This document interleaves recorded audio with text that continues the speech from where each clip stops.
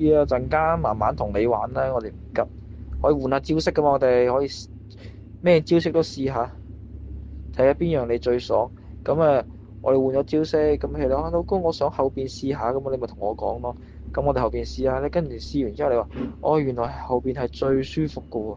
咁我哋咪知咯，係咪先？即係啲嘢要夾噶嘛，你唔試過唔做過唔知嘅。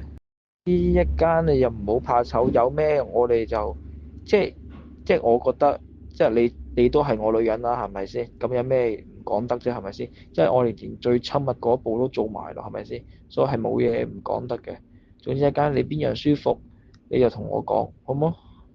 唉，冇辦法噶啦，咁所以而家你更加要顧點，即係更加要錫自己，即係你有啲渣拿，你要真係唔好再亂咁使錢，咁控制好自己啲脾氣情緒，咁啊份工嗰度咧你就俾心機啲做，咁今晚你同老公舒服完啦，咁啊做都可以減壓嘅，係咪先？咁你做完舒服咗啦。咁你心情好咗啦，咁聽日翻工咧就叫做勤力啲，專心啲，好冇？今晚我就盡力令到你舒舒服服，好冇？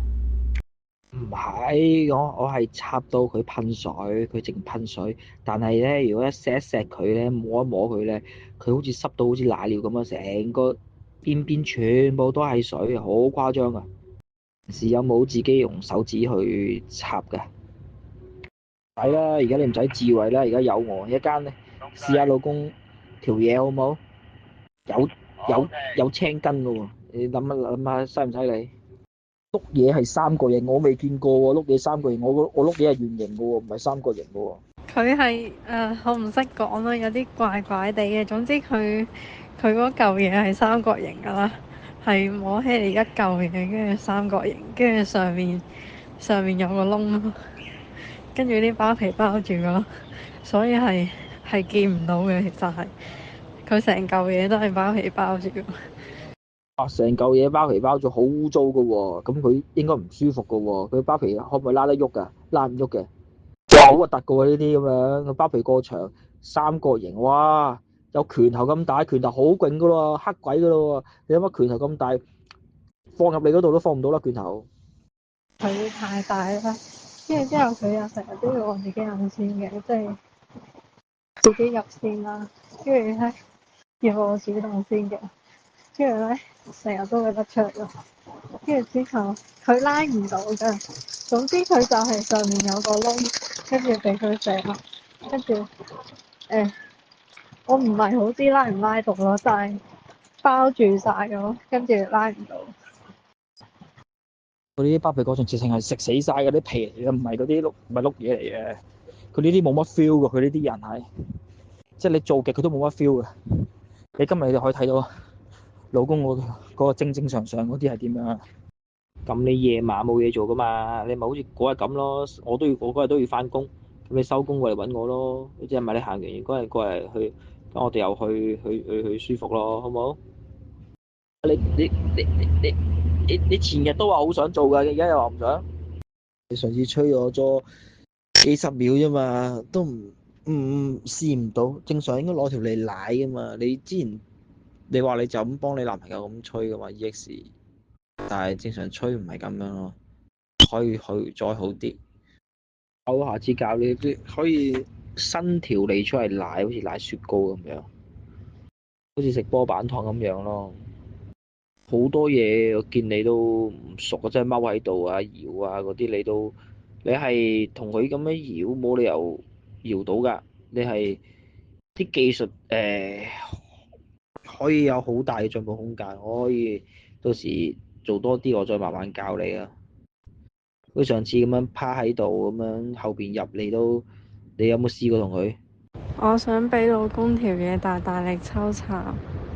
發覺要真係要勞役下你啊！喺床上面都要勞役下你，唔可以俾你咁，真係唔可以俾你咁舒服啊！你 M 底咧，你一定係要俾人哋話下，搞下你先得噶。唔好講，你話而家係咩年代啊？你仲係以前七八十年代啊？而家大佬啱就做啦，做就確立咗關係㗎啦。你仲係好似以前咁守舊啊？使唔使拍翻3、4年拖結婚先至俾啊？而家唔係嗰啲咁嘅時間㗎啦。而家大家呢啲咁嘅環境都係快上快落㗎啦。同埋你，如果你同佢你邊個朋友啊講埋啲咁嘅嘢，做唔代表唔愛，唔做又唔代表愛，係咪先？咁唔通我同你結婚先至做，咁係咪代表係可以大家都係一生一世即係一齊到老啊？唔可能噶嘛，將來啲嘢冇人知啊，啱唔啱先？你之前個EX 啊，你夠識得佢耐啦，咁啊同佢跟先同佢做啦，識得耐先同佢做，咁做完又點啫？佢又對你差又成，係咪先？聽日咪再再大力啲咁樣抽下你咯，好唔好？再插深啲好唔好？即係到時我哋去當期睇下買粒震蛋咯，俾你可以有時屋企可以自己用，我送俾你咯，好唔好？你可以試下摸下粒的啊，會舒服好多噶。你可以一隻手插，跟住一隻手摸的咧，咁就會舒服好多好多。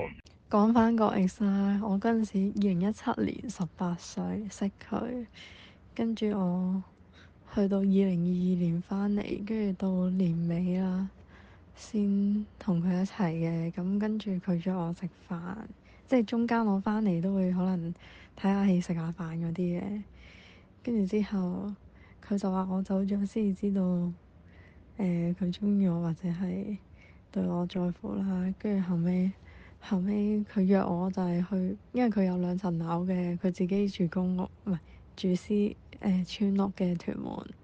跟住之後咁佢山景嗰度有個1人單位嘅公屋空置嘅，跟住後尾佢就約我去嗰度做咯。